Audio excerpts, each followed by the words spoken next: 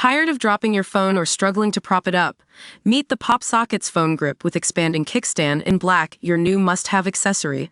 Don't miss out. Grab yours today. Click the link in the video description to shop now on Amazon. Hey there, folks. Welcome back to Olivo's corner of the internet.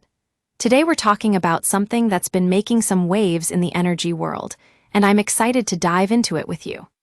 So, Russia's natural gas exports to Europe have dropped significantly over the past few years, and you might be thinking, well, finally, Europe is breaking free from its fossil fuel addiction. But, as we dug deeper, we found out that things aren't quite as simple as they seem.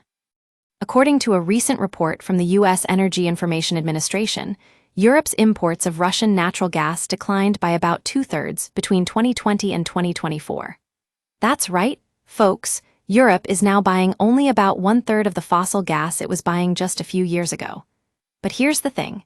If you ignore Turkey and Belarus, those numbers drop even further. In fact, most of Europe has basically stopped buying Russian natural gas. Now, I know what you're thinking. So, finally, we're making progress. And yes, that's true, but there's also a bit of truth to the claim that Europe is still buying fossil fuels from Russia. It seems like it's harder for Europe to wean itself off those fossil fuels than many of us would hope. But here's where things get interesting. Russia has been selling even more natural gas to China, and let me tell you, China doesn't seem to care about Russia's actions in Ukraine. In fact, they're more than happy to help out their friend Russia by buying some of that extra natural gas. Now, the situation with coal is a bit different. Europe has basically stopped buying any Russian coal, unless you count Turkey, which has no problem buying Russian coal and even increased its purchases significantly in 2023 and 2024. So, what can we take away from this? Well, for starters, it's clear that we need to switch to renewable energy and electric vehicles as quickly as possible.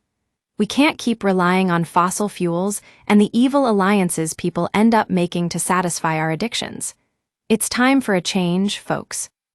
That's all for today's episode of Olivo's channel. Thanks for tuning in, and don't forget to like and subscribe for more content like this.